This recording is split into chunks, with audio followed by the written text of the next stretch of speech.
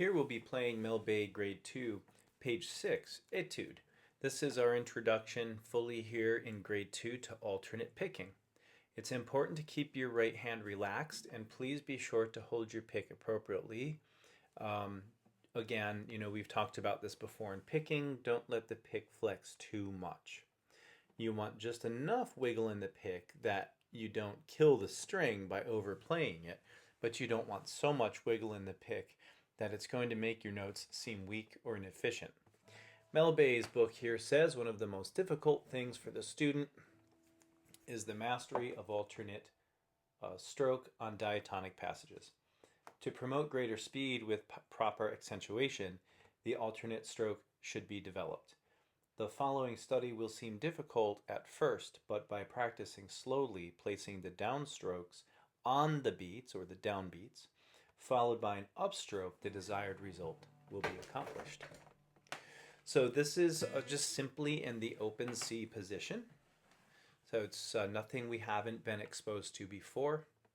And let's make sure that that accent will happen on the first beat of each line. We're in 4/4 time. 1 and 2 and 3 and 4 and.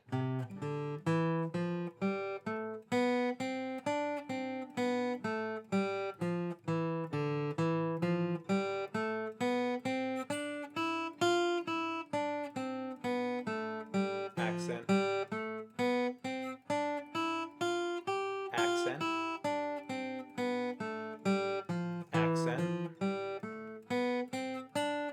accent, accent,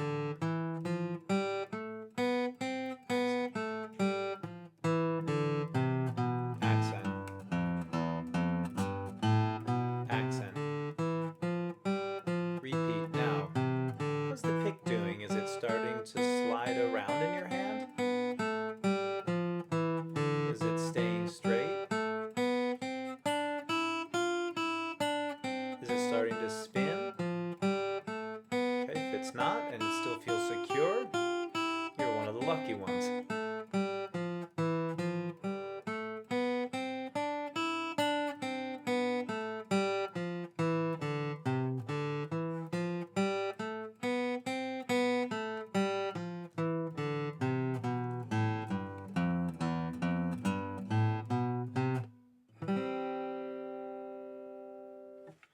Well, if you were able to make it through that exercise with your pick more or less not spinning in your hand, your angle of approach on the strings really staying about the same, and your control of your picking hand that all notes sound dynamically the same except for the accent note where it should be a little stronger, congratulations. You're one of the lucky ones that can get it at the first pass.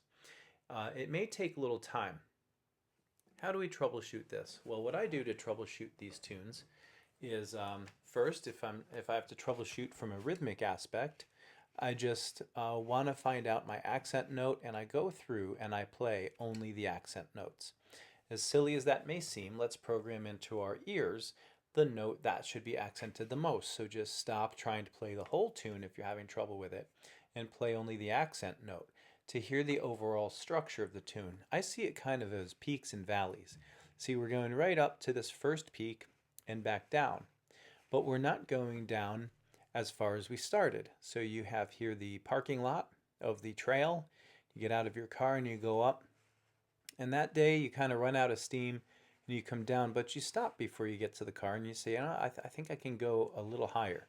You come up to a new peak and you go down, but you don't go down as low as you were here or here. That's how I see that in my head as we play. And then the other item I'd like to point out to you is if you can figure out the pattern, what's the overall pattern? And then you can memorize this and get it off the book. If you like bluegrass, fiddle playing, anything, jazz, of course, metal, all of these solo runs, they come from patterns. So is there a pattern here? Well, let's look. We have C, D, F, G, A, B, C, high point D, back down to D. Is that a coincidence? The fact that our highest point is the same as our new lowest point? Well, let's check it. Starting on an E, hitting a high F, ending on an F. Whoa, hold on. So the pattern is you're going to go up an octave, play one note extra. So you're going from C to C. Now you're going to descend from D to D. Now you play E to E, and you descend from F to F. Holy cow, there's a pattern. Well, hey, once you crack the code, I'll tell you what, once you crack the code, everything gets easier. So wait, so the pattern's like this? 1 and 2 and 3 and 4 and so C to C. Now the next run's gonna be D down to D. Oh, all right, this just got easier. Now we're going E to E. F to F. I'm already playing it better just by understanding what I'm playing.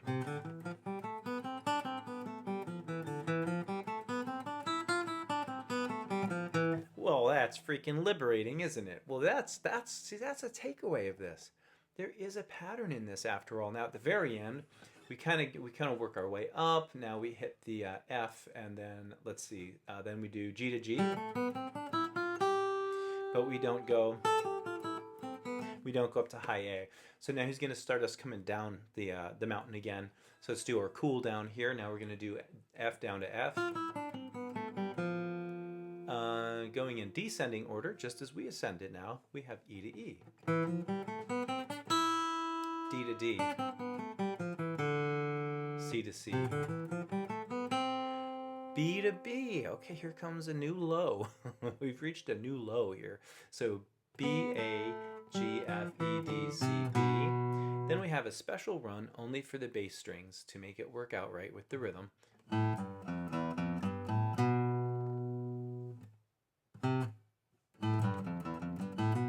He had to work it out so that C note was a down pick at the last measure, so we had to start just kind of trust the process on this one.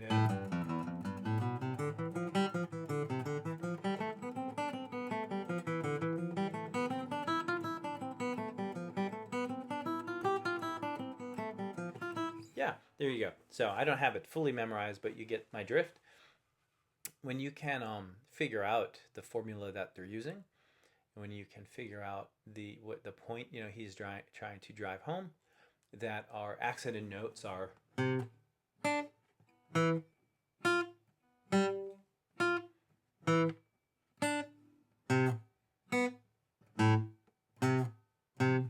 and you figure out that there's an up and down reason for it all, it just gets all that easier. So have fun with Etude. It's not a race. Go for fluidity over speed. And I'll see you in the next one.